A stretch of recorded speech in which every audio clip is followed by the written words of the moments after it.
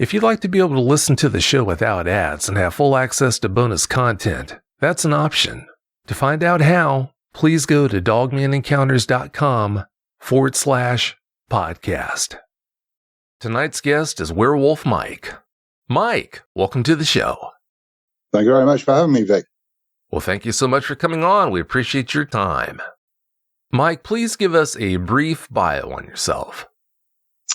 I'm 58. I reside in the United Kingdom. I live in a town called Reading in the county of Berkshire. I work full-time in corporate security, and hopefully I intend to retire soon. I hope you can retire soon. Sounds like you put in enough work on a regular basis. Yeah, I do Monday to Friday, 12-hour shifts. Keeps me busy. Well, I'm sure it does. 12-hour shift, that's a long day. Before we talk about any of your experiences, Mike, I'm going to ask you the question that pretty much everyone listening to tonight's show is looking for the answer to. Why in the world did you wind up calling yourself Werewolf Mike? Well, actually, that name was afforded to me by a fellow researcher a couple of years back, Debbie Hatswell. I didn't sort of self-christen myself with that nickname. It just came about, and it's kind of stuck since. So it's kind of nice in a way, I suppose. You know, it's funny, Mike, when I heard about your name, Werewolf Mike, I thought, okay, yeah, I definitely need to talk with this guy. Yeah, like I say, it's a nickname that's kind of stuck over the last couple of years since it was given to me. It wasn't one I sort of gave myself. I suppose it came around because, in a way, I was going to a lot of areas where werewolves were, or as I call them, great wolves. I know in the United States, maybe Canada, they refer to them as Dogmen, but here, werewolf is more of an Anglo-Saxon name, and before that, they were known as Blaeka Skuka, which kind of loosely means great terror. And werewolf in itself, wer means man, and wolf obviously means wolf, so man-wolf. Not that I am a man-wolf, of course, and I'm not talking about the lycanthrope, the changelings, but it was just, to refer to a creature that walks on two legs, like a man. I'm so glad you cleared that up for us tonight, of course, telling us that you're not a werewolf, Mike, because I'm sure a lot of the kids listening were starting to wonder. Yeah. You say you know where multiple packs of dogmen live. Please talk us through that without revealing any of the details of your experiences with them. Well, I mean, the main pack that gets a lot of attention is around a place called Cannock Chase, where there's some military, Allied and German military cemeteries. And Cannock Chase has a long history of what you might call supernatural history. Just not only for werewolves, but also for wild men. As an aside, wild men are our version of Bigfoot or Sabe people. And we also have black-eyed children, black-eyed adults being reported around there. So it's got a lot of supernatural history. And, of course, the wolves of Cannock Chase are normally the most reported, I would say they're the most famous pack in the country. Up in Yorkshire, we got one called Old Stinker, where there's written records going back 750 odd years. And Old Stinker, or the current Old Stinker, made national headlines a few years ago in front of about 30 people, where he took a full-grown Alsatian dog and he leapt over a fence. We have them down in the southwest, southeast, the Midlands, the north. They're in Scotland, they're in Ireland. They're very common here. Like I say, there's a pack 6 miles north of me where I live. There's some to the east. There's a small family pod where I live near to the River Kennet. There's about 4 or 6 on the other side of the river in the marshlands there. Down in Devon, Dorset, that's the southwest of the country. South Wales, North Wales, Scotland, Ayrshire, up in the Highlands. They're just pretty much everywhere. But it's just that a lot of people are sort of reluctant, I suppose, in a way, to come forward and report on a sighting or a contact situation, as opposed to sort of seeing the big cats or a wild man. You're right. Yeah, normally they definitely are. Which brings us to our next question, which is, how did you find out about those dogmen being in those areas? Well, actually, going back to about 2015, I was working like a night-day shift, and on nights, obviously, I wanted to find something to listen to when I was walking around the building I currently work in. And at one point, I came across your show, and obviously, I started listening quite intensely. And I always liked when a lot of the old boys came on, or some of the hunters, or some of the guys that live out in more rural areas in the United States, and they would sort of give descriptions of tree sign dens and structures and that sort of thing.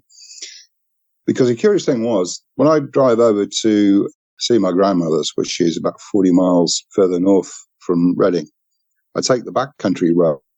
There's a lot of woods, and obviously, as I'm listening more to your show and these people talking about this, what I would call tree sign, I started noticing this myself.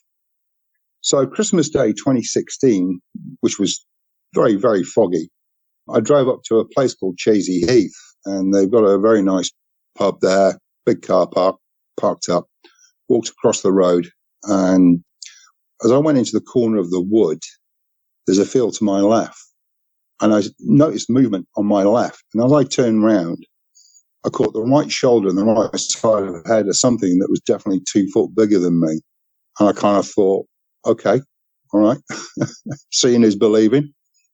And I kind of got back in my car and drove home. And I sort of sat there and I was thinking, well, that was interesting. And then come the first weekend of January 2017, I was a bit more adventurous. And this is where I found what I would call a birthing den. And I took some pictures. I mean, it was a horrible, I think it was Sunday, actually the 8th. It was a miserable day, raining, cloudy. And I took some pictures of this den, and it's only later when I got back home, there was a muzzle sticking out the tree canopy at the top looking down at me. And this thing must have been about sort of 25, 30 feet away from me, but it was looking directly down at me.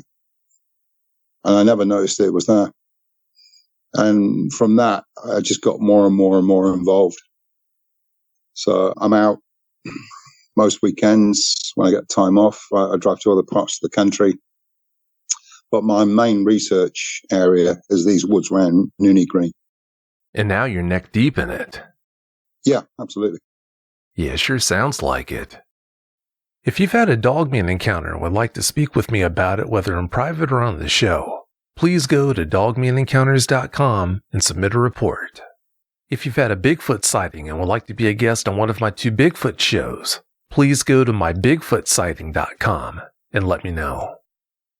All right, Mike, please tell us about your other encounters now. Give us every last detail that comes to mind.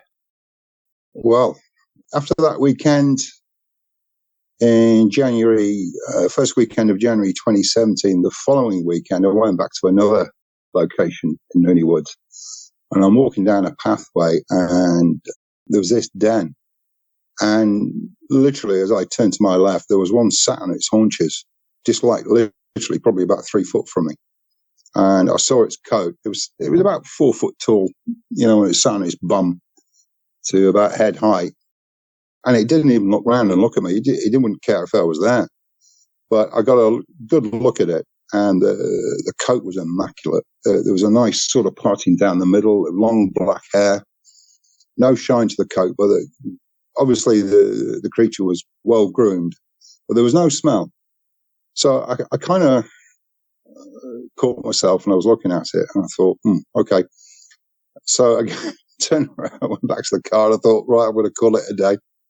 So the 12th of February, which was a Sunday the same year, there's a location on a road called Dead Man's Lane, and there's a steel gate there.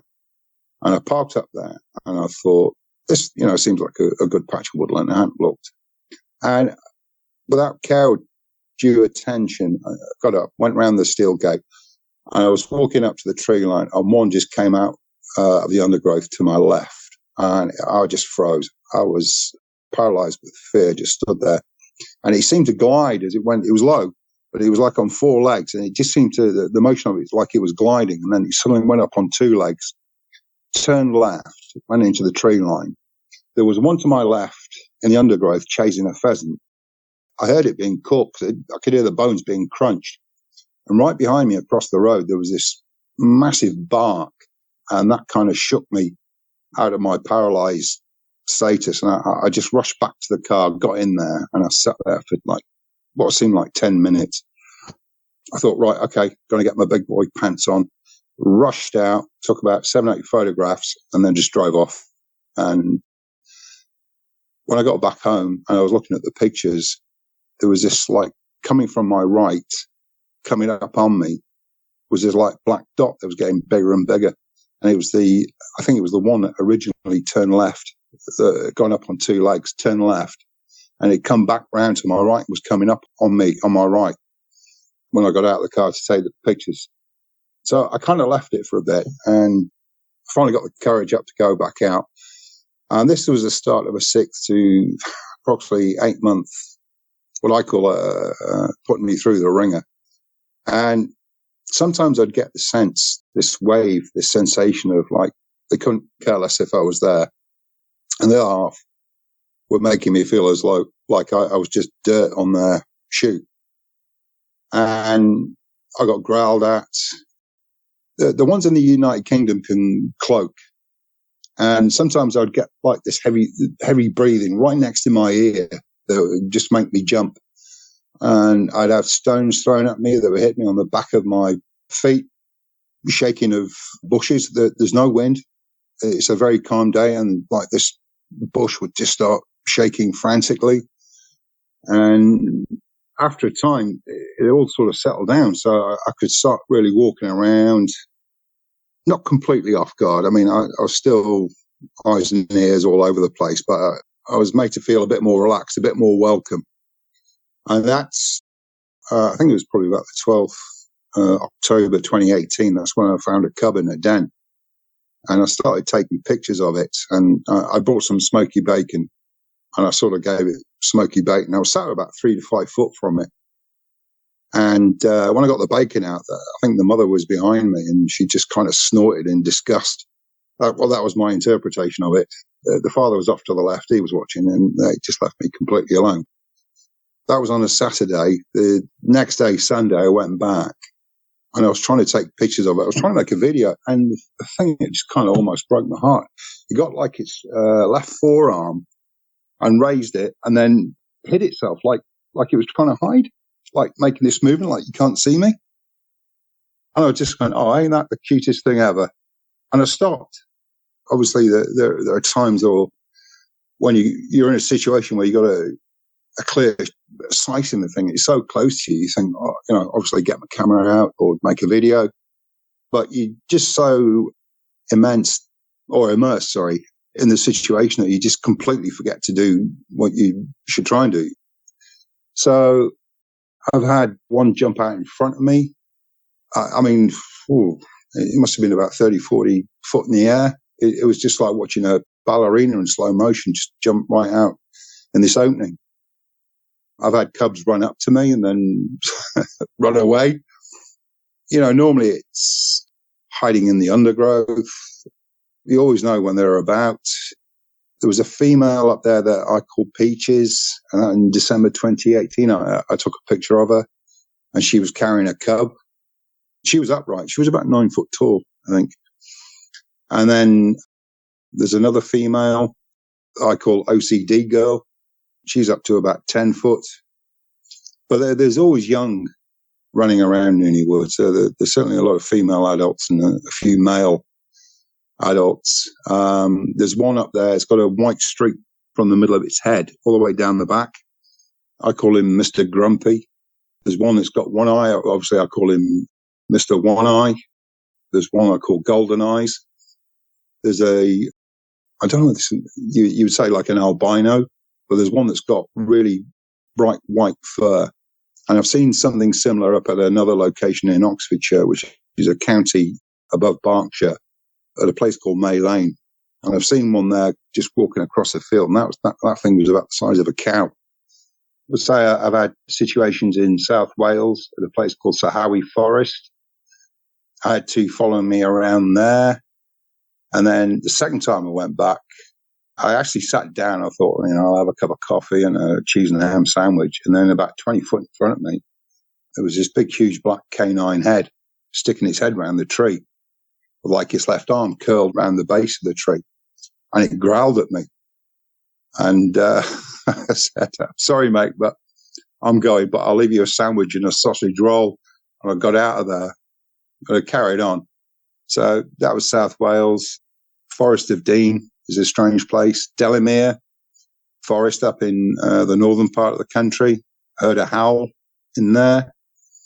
There's another place where they're quite common. It's an area called Barossa Common, which is to the east of Reading. One Sunday, heard like 2 howls. And the other people around me that were sort of using the area for recreation activities, they just didn't even stop and look. It was almost like they heard this quite a lot. But Nuney Woods is the place where I just turn up and like within 5-10 minutes, something's happening. I've seen them hunt 4 times. One time in Nuney Woods, sat down. It was November 2018. I just had this feeling there was one around. And I was walking around this tree. I just thought, you're around here somewhere. And I sort of walked off about 20 meters and got my flask out and I was having a cup of coffee. And the tree where I've been stood under, it jumped out the top, hit the ground, went off to the right because there was 3 deer that were coming from left to right. This was the first time I saw Mr. Grumpy. And he went off to the right. And he was like literally from the moment he leapt out the top of that tree, hit the ground, went off to the right after the deer. It was almost like 2 blinks of an eye. It was that quick. And I'm sort of sat there with this cup of coffee and I'm just gawping and I'm like, okay. So threw the coffee away. Obviously I went to the area where I thought maybe the deer had been killed, but there was nothing. Out of the 3 deer, 2 ran back. So I thought, obviously, there's got to be blood, guts, gore from the kill, and there was nothing. So I think he must have scooped him up and just sort of picked it up on the run. There was another time when, again, these events seem to happen when I sort of sit down and have a cup of coffee. There was 2 deer about 100 meters off to my left, and over to my far right, I saw this black creature. And at first I thought maybe it was a big cat. It wasn't, because the ears pricked up. So I thought, okay. And the thing just hesitated for the briefest of second, and then it just went like greased lightning right across this opening and just went after these 2 deer. But it must have been a juvenile, because as I say, it was just that moment of hesitation. Another time I watched a deer quite literally get rolled. This thing it must have been a humongous size, because the size of the arm that came out from the undergrowth, it just got hold of this deer right around its belly and just rolled it like in a judo throw and just pulled it. And when I sort of got to the area, it was gone. I don't know if you've heard of similar tales on your side of the Atlantic, but here our guys dig ambush pits, sometimes along pathways or just randomly along an animal trail. And they dig them deep enough so they can hide in there. And then on one occasion, I've actually found where they've tried to cover themselves, like with camouflage. And where this deer got rolled, there was a natural hollow. But at the size of the arm that came out and pulled it over, it was, I'm 6'2", and I was thinking this arm must have been about the same size as me. It was just, it was just big. And I've had them in the back garden at home, sometimes camped out at the front. One occasion, I had one in the house and it was prodding me on my shoulder. I could feel the sharp point of the claw, and he was doing its heavy breathing. I heard it walk to the end of the bed, and I thought, I'm going to count to 10. And then when I wake up, I'm going to scream like a big girl. When I did open my eyes, there was nothing there. There seems to be, like with a lot of these wolves, especially down in southern England, they seem to be a bit more, I wouldn't say friendly, but I would say there are a lot more aware of their surroundings, of where they live and the proximity, because, Southern England's a bit more built up as compared to the north, because in Northern England, I say they can be a bit more aggressive. And, stranger things do happen, especially up like in North Yorkshire and Scotland as well. But of all my experiences in the Midlands, in Southern Wales, Southwest and the Southeast, there's only one time when I've been in Nuney Woods where I absolutely, I was petrified. I really, really was scared. I was following some tracks and I suddenly got this real sense. I don't know whether the wolf was relaying this back to me, sort of saying, I'm giving you the chance to get out now. But I had this real sense of like, whatever it was hungry. It was so hungry, it couldn't care less what it was going to kill and eat. And I just felt whatever it was like 200 meters in front of me. And I was really, I was really scared. And say this sense, feeling, or this urge where I just like, no, go now, get out now. And I did. And I just backtracked, got back to the car and I left. And I think that's probably the only time, by that event on Sunday the 12th in 2017, where I've actually been really, really petrified. Absolute fear. I was in the army 8.5 years, and I've been in some situations where normally, an involuntary bowel action might ensue, but this was one of the worst times when I've been really, really scared. I mean, like shaking. You can see the little ones, like the cubs running around. There seems to be like a dividing line in the woods between where wild men sort of habitate with the wolves, but predominantly Nuney Woods is a sort of Dogman werewolf patch. There's some really curious graves I've found. I don't know if you had any other experiences or tales retold to you, like from either Canada or America, where they find these graves. I think the shallow graves, they average about 7 foot in length by 6. And I used to think that maybe that's where they buried the dead. Because, I've heard tales of that wild men or Bigfoot bury their dead. And I thought maybe the wolves did. And I was thinking, should I dig one up or not? And I thought best not, because I think in this country, only 2 skeletons have ever been found. One in the 1930s and maybe one 2015, 2014 time during an archaeological dig in Suffolk at an old abbey that had been abandoned, I think, in the 12th century AD. But I found animal bones all over the woods. And sometimes I find strange items of clothing, like body warmers, jackets, boots, Wellingtons, just randomly stuck up on a branch on a tree. And I've never known anyone to go missing in Nuney Woods. I mean, I have heard a cat one Sunday morning. I did hear a cow like it was being murdered, and I've never heard a cow scream like this.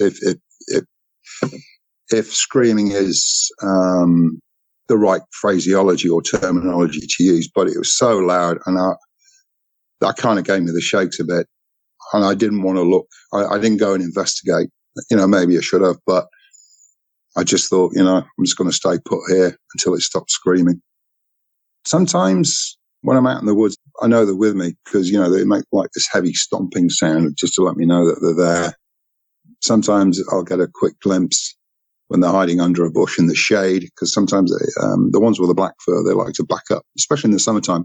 They'll back up on a tree in the shade. So it's almost like you can walk past them and you just don't see them. So I've had various experiences. Going to Sahawi Forest in Wales I wasn't really scared, even when that one growled at me. It was just, I had a shake because it just sort of stuck his head around the tree. But I've never had anywhere else in the country where I felt threatened or felt scared, apart from those 2 occasions I've described. But sometimes my partner, she used to come with me. She doesn't come with me anymore. because we went to one place and she got the heavy breathing in the ear routine at a place called Barossa Common, and that kind of scared the wits out of her. So that was a bit of a talking point for the day. I'm sure it was a talking point for the day. Oh, yeah. I mean, we have, I personally think we have about 3 types of Dogman werewolf here. What I call a long tail, short tail, and no tail. There have been a couple of accounts of, I think, what you call a baboon, one that looks like a baboon or gibbon type face.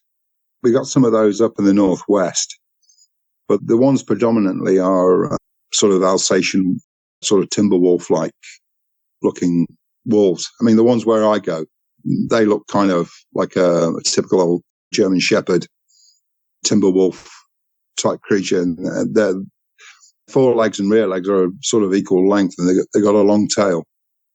But they do predominantly go around on 2 legs. They seem to sort of favour that posture more than being on all 4. But I mean, they do. The young ones stay a lot on all 4s. Regarding cloaking, I actually walked in by accident one time. There were 2 juveniles. They're about sort of 3 to 4 foot tall. And I don't know whether it's because either the fur absorbs light or the fur can bend light, or it's a similar sort of situation with a Bigfoot, where there's like a gland in the hair follicle that can secrete an oil that can somehow make them be seen one minute and then gone the next. But this was June 2019.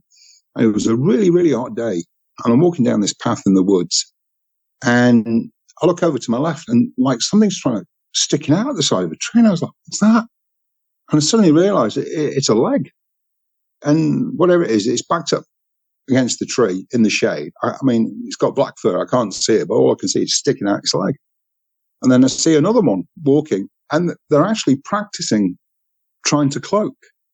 Now, when I took some pictures of this, what I didn't realize, right in front of me, stood over me, was an adult that was fully cloaked. And that came out more in the photographs later. But this thing was like 10 foot tall, and it was right over me. But I was so consumed with taking pictures of the young ones trying to do their thing that I just completely, my normal sense of my surroundings were kind of gone, because I was just so captivated watching these 2 trying to do their thing. So obviously it's a gift they're born with, but it's like something that have to be taught, like learning to walk or run or read and write. I can only imagine what those experiences must have been like to experience. Holy cow, that is not for the faint of heart.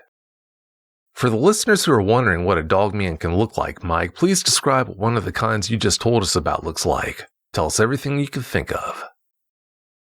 Well, for me, they got like the normal canine rear legs, like that zigzag. And then they got a sort of upper body. Now, my guys, there's a lot of descriptions of muscular chests and torso. Now, my guys seem to be sort of rounded. I mean, they're not sort of built like an Arnold Schwarzenegger, where they got a slim waist and then they branch out. As they come up to the waist, they seem to be straight. Their forelegs or forearms are long. But my guys, the legs and the forelegs or forearms are of equal length, and they've got a very long, slender tail, and the head looks like a sort of German Shepherd timber wolf. And they've got large ears.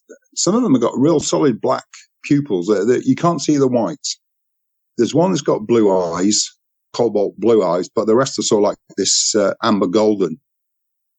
But the majority of them are real solid black pupil. And the fur is long, but well groomed. I know a lot of your guests have talked about this sort of putrid smell. I've never smelt that. Even around the den areas, there's no sort of smell of defecation or urination. I mean, you can see where they've urinated, because half the tree's dead. You know, I mean, I have found piles of feces and, the tracks, and they seem to sort of keep that away from any area that they're sort of living in or where they got structures. They got long torsos. The females have chests that are similar to a human female. I think you probably heard this before. I mean, I've heard where some have had like a series of teats, but the main pair look or resemble a human female. The ones I see, they sort of resemble like a human female chest, but I've never seen teats running down the underside of the abdomen. It just seems to be just one set. The males are bigger. The females are big. There's a few that are sort of 7 to 8 feet. There's a couple of like up into the 9-10 foot range. There's a certain like couple of 12 footers, and there's one that I call him Big Boss, but he's or was. I've only ever seen him twice in 7 years. He was about the size of a 4-ton Bedford Army truck. I mean, he was I hate to use this term, like a real monster, but I mean, that old fellow was big. And we do have some big ones here. We do have some real big wolves. We're talking like, like in the 12 foot. If they was to stand upright, easily 12 foot. We have a lot of sheep that get killed here, and it's always blamed on people walking their dogs. And while that may be true for a certain percentage, there's a lot of sheep that just get found, torn apart. We have a lot of deer in this country.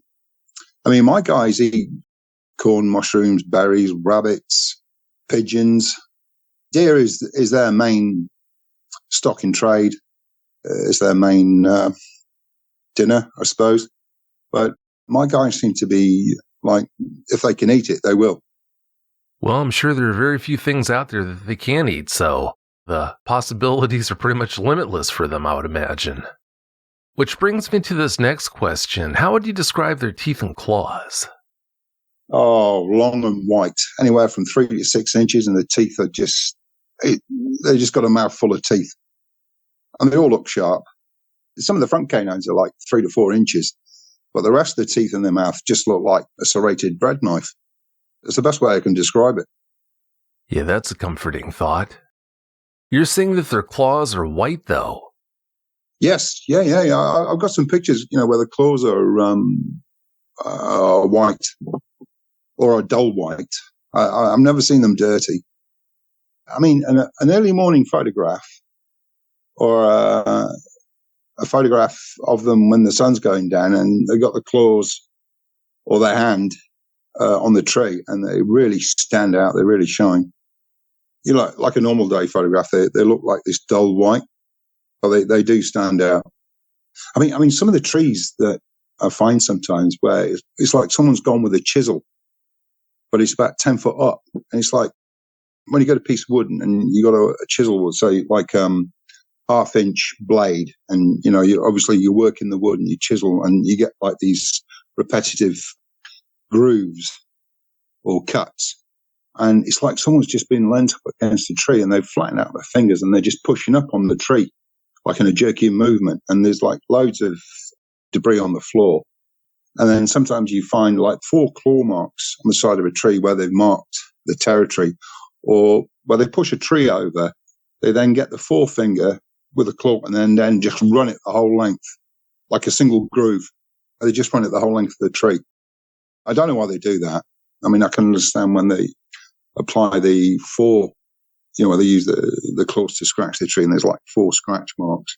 But why they run the forefinger down the center of a tree when they push it over and do like this central groove, I don't know why they do that. I'm not sure. Well, they do have to pass the time somehow, so maybe that's what's behind it. It's hard to say. You told us the names that you've given to several of the dogmen you've interacted with over the years. Which one would you say you're most afraid of, though?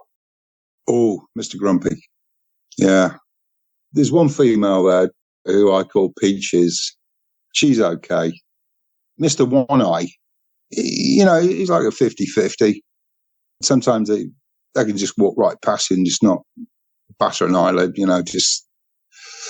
one time I was coming back from my grandmother's one Monday evening, and my partner was sat in the car, and she wouldn't get out. But it was a nice, summer evening, Monday, and I went up to the steel gate, leave some sausages, and one sort of walked past this bush, and I caught the bottom of its legs as it's walking. And I walked off into the woods, and when I came back, it was a bit darker, and I took this picture. But basically, this thing was sat down, squatted, with its arms or forelegs resting on its knees, just about 10 foot from where my partner was. And it was just like looking at her, just like, what are you doing? Because my partner, she was on a mobile phone watching something, and she just refused to look out the car window. But this thing was like looking at her like, what are you doing? So I suppose there is a bit of humour in some of these situations sometimes. But say Mr. One Eye, he can be a bit sort of 50-50. But I think out of all of them, Mr. Grumpy, he's the one that I suppose he's like the NSA, always got tabs on you. But the rest of them are all right. I figured you'd say Mr. Grumpy, but I just didn't want to lead you on that. You told me the first time we spoke that you stopped counting after you had 62 encounters, Mike. How do you keep any sort of normalcy in your life after having so many experiences with them? Well, that's a good question. It can be a bit awkward, especially in regards to a personal relationship, because, one side just doesn't want them to be there or for me to be so engrossed in them. We have had some rather curious phone calls. We even had an envelope sent in the post that had white powder in it. I've had some strange occurrences when I've been driving around. I don't know whether they come from some sort of official agency. I'm pretty sure there is some department within a department that does monitor these creatures or is aware.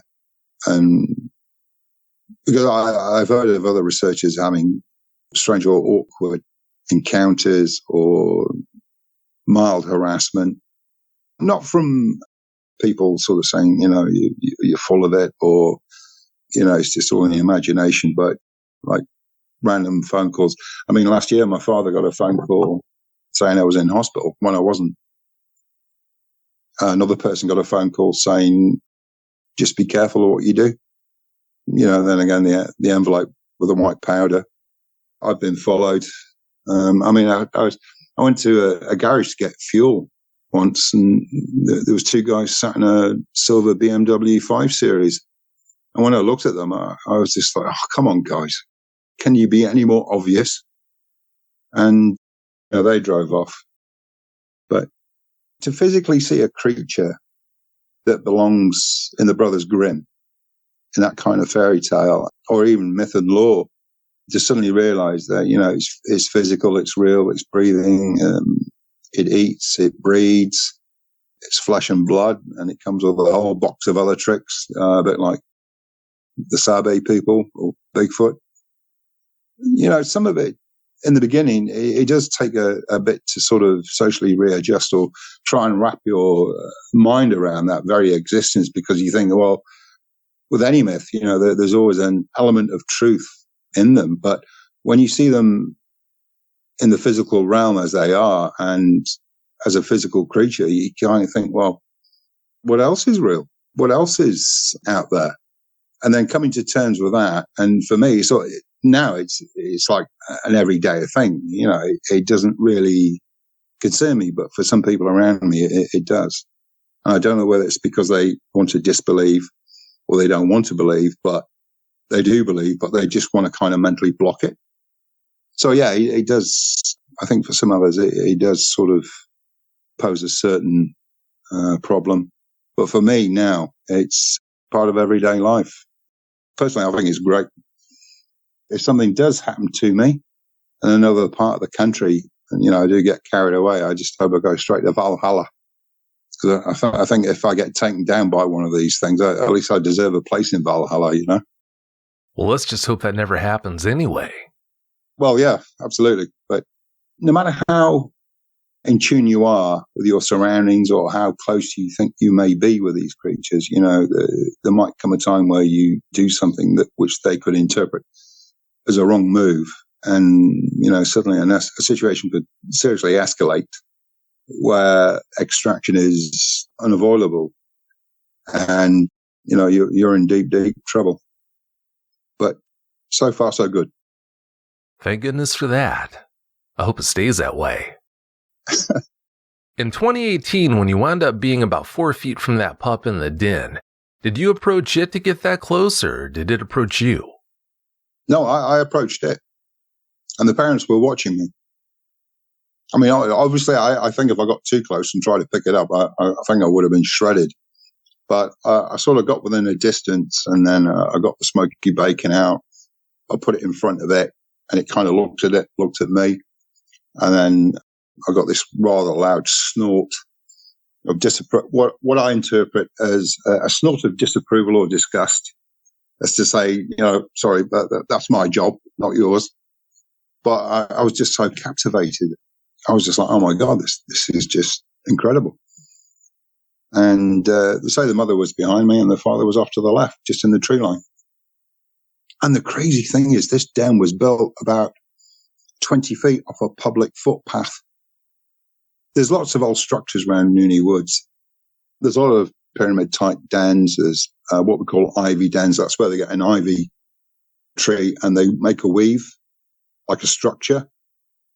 And if you didn't know what you were looking for, you just walk right past and miss it. But I was really amazed, you know, because it's just like, do they somehow know that, you know, nobody's going to come round this way for a few weeks, or they just don't care if they get spotted? Because when I went back the following weekend, the cub was gone. So whether they moved to another location, they just thought maybe it wasn't a good idea to be so close to a public footpath in a wooded area. I mean, last October, we had this was in the local news, that one had run out in front of a guy when he was driving along the main road. And he rang up the local newspaper and reported it. And that was like front page. And that was October. So I think my guys really just sometimes really don't care if they get seen or not. But say some of the cubs, a couple of occasions where I'm just sat there and they just run up to me and then run off. And I saw one running in between what I can only describe as a 200-meter dash in about 3-4 seconds. It was weaving in between the trees. It was just amazing to watch. I'd say amazing's not strong enough of a word. I can only imagine what that must have been like. By doing what you do the way you do it, Mike, you obviously put yourself in some pretty precarious situations. Don't you have concerns about your safety? Not now. I mean, you know, sometimes my sense of curiosity or sense of adventure kind of gets the better of me.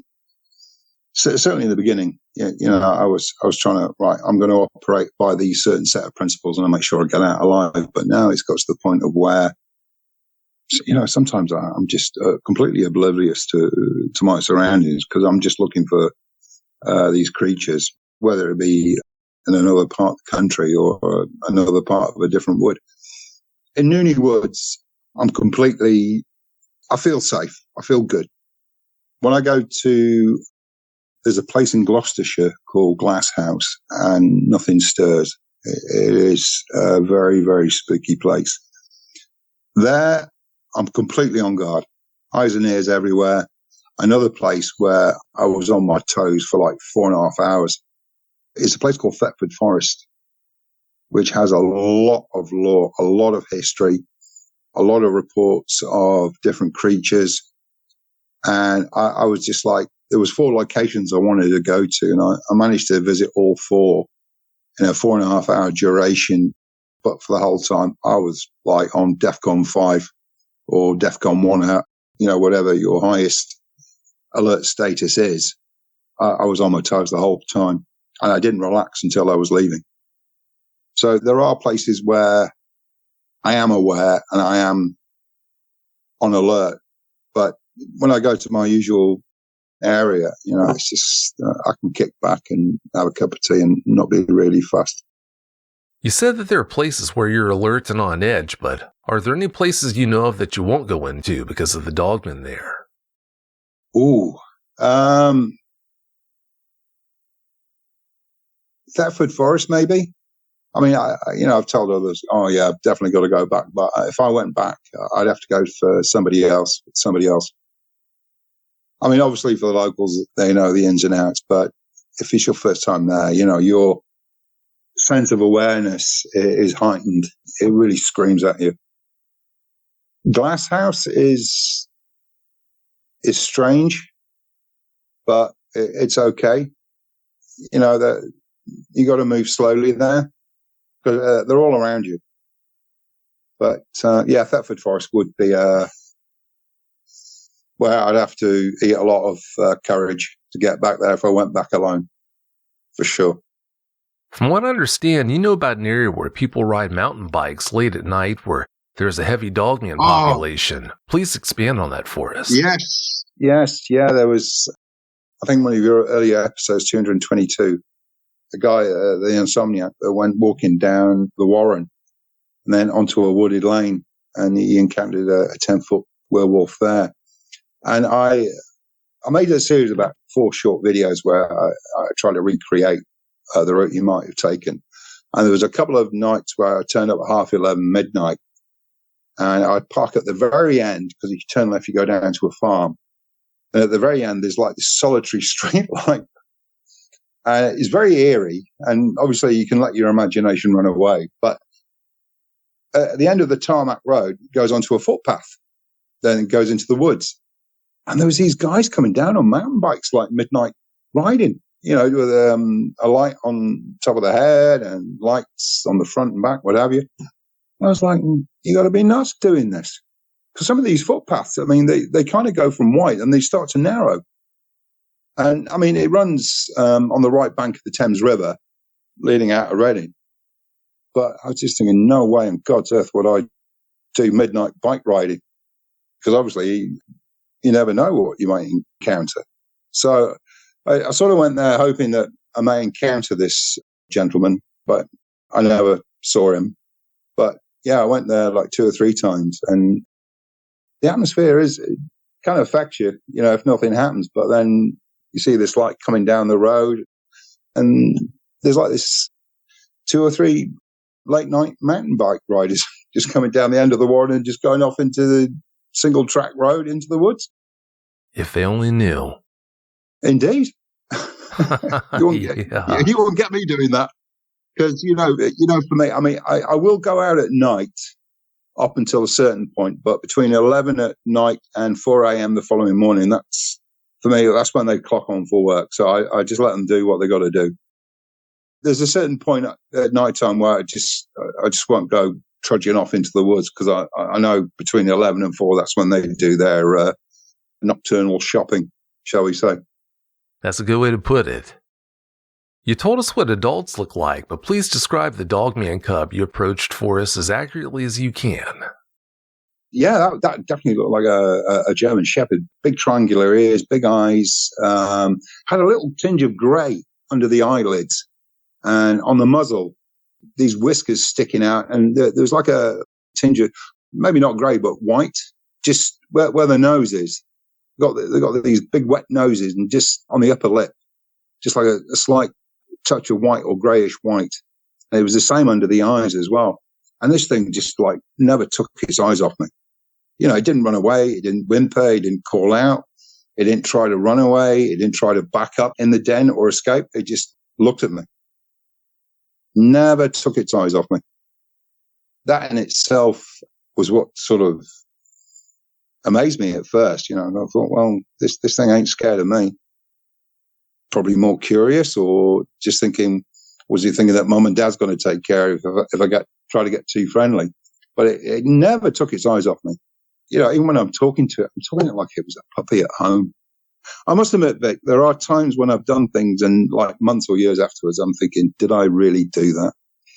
But I'm talking to it like it's a puppy at home, because that's the only thing that came to mind at the time, like, oh, got some nice smoky bacon for you. Ooh, he's a good little boy, And this thing's just looking at me like in a curiosity shop.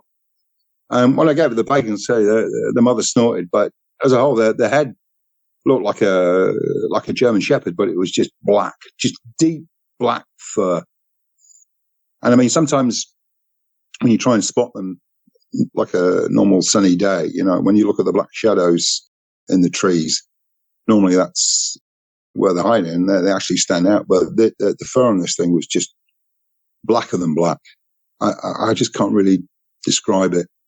But yeah, it never took its eyes off me, never moved, never budged. And the only time, let's say, was the following day when I went back and I tried to get closer to it. And I was making I think maybe a video, and it covered its face like it was hiding from me. And, I was just like, oh my God, is that not the cutest thing ever? And it's only like afterwards, I'm thinking, I've got a wild canine.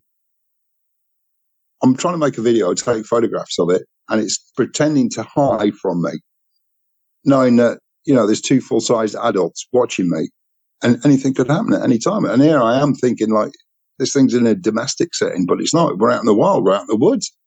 And this thing's in a constructed den. I think maybe I should have been a bit more professional at the time, but when you see a little cute thing like that, knowing that what it could grow into later, at the time it just didn't equate. It doesn't sort of size in, knowing that this little cute looking thing could grow into like 10, 12 foot killing machine. But yeah, it looked just exactly like a German Shepherd. Jet black, some slight grey under the eyes, or greyish white under the eyes, and just under the nose on the upper lip. I just don't have the words, Mike. You told us about more than one occasion when you've been around cubs. Are parents always around them? Oh, yeah. Yeah, there's always one. There's always one. Yeah. A couple of times I've seen both parents, but normally the female. Well, that cub in the den, it didn't have anything to worry about. It had a lot of backup if you tried to do anything sideways. So why should the Dogman cub be afraid? Absolutely. But yeah, it just didn't move, didn't batter an eye. I mean, I can't even remember if it blinked. It was just rigid. It was just looking at me. Never took his eyes off me. Oh, I'm sure it didn't. Talking about the clothing you found on branches in Nuney Woods, do you think that's evidence of them being true werewolves instead of dogmen? No, I mean, the size of clothing varies from child to juvenile to adult, but it's just in some of the locations where I find them. Sometimes a pair of kids' Wellingtons neatly put together next to a tree stump. I'm thinking, what kind of parent would take Wellington boots off the kid, sort of make them walk in the mud or carry them? Or a couple of items I found shredded. I'll admit that, but the rest of them are just quite neatly sort of hung up on a little bit of a branch sticking out, sort of like 4 or 5 foot up on the tree. But it's just strange. It's just one of those things you think. And some of this clothing is good quality. Some of it hasn't been out in the wilds for months and months, or it's just been forgotten. Where you just, you go to relieve yourself, and you have to remove an item of clothing, then you forget. It's just some of it looks deliberate. My first thought is that someone's been taken, but the more I look around, there's no sign of struggle. There's nothing to me that would indicate that something wrong happened. It's just like someone just hung it up and then just went home. Yeah, that's awfully strange. In 1162, it's been alleged that King Henry did something notable. Please expand on that for us. Yeah, he was amassing an army to invade North Wales. And the locals came to him saying, there was a werewolf. And, back then, they'd be charged. They did believe that people could change into werewolves and all the rest of it. But they actually went on a hunt for this thing, and they actually killed an 8-foot werewolf it was jet black. This was in 1162 because Henry I invaded, I think, North Wales in 1164, or maybe Henry II, but it was definitely 1162 in North Cheshire, because mostly English invasions into Wales used to sort of come from Cheshire and sort of swing into North Wales that way. That was actually recorded as a royal hunt. A royal hunt for a dogman. Yeah. For the people listening who are wondering how you could have had so many experiences with dogmen when so many people who've sought them out for years have yet to have their first encounter, what would you say to them about that, Mike? Oh, well, I've met people who have had a lot of experiences with them, but are very reluctant to come forward. For anyone going out looking for them in this country, I'm not referring to this generally anywhere else in North America, Canada, or South America, but specifically in this country. If people wanted to go out and find them, let them. They seem to have a way of, or a knack of knowing when you're looking for them. And if you sort of go out into the woods and sort of project a sense of you're looking for them, give a few weeks, something might happen. And it kind of starts that way. I mean, that's what happened to me. And on the very day when I did go looking, one turned up. So that's normally how I would approach it. And I would certainly go out with a sense of, if you are going with them, try and go out with a sense of calm. Because obviously here we have very, very strict firearm controls in this country. So if you are going out into the woods looking for them specifically, go out with a very calm heart or a sense of purpose, with the intent, or sort of projecting the intent not to harm. And normally they respond quite positively. So it's the best way I could describe for anybody wanting to look for these creatures, is to just basically go out with a calm spirit and a sense of purpose, and sort of projecting, I'm not here to do anything untoward. I'm just here to look, research, and observe. And normally, within a few weeks, you will get a result. Be careful what you wish for, though. Yes. Well, it's about time for us to get out of here, Mike. But before we do you have any closing comments you'd like to share? All I can say is I know a lot of people have had a lot of negative encounters, but all I can say is, bar 3, in 7 years, all mine have been good. And I've never been put in a situation where, I think this is it. Bar 3 events, I would say everything's been good. And I would encourage anyone that is going out to view these creatures more in a positive light, despite what they look like. But I think maybe, like say, in the lower 48 states, considering the rural situation, I think obviously the more negative side might come to the fore, simply because it's a free-range Walmart out there. Well, it goes without saying, Mike, I hope all of your future experiences with these guys are positive ones. But having said that, I can't thank you enough for coming on and sharing the details of those experiences with us. I really appreciate it. Well, thank you very much for having me, Vic. Thank you. Well, you're welcome. Thanks again so much. Have a great night.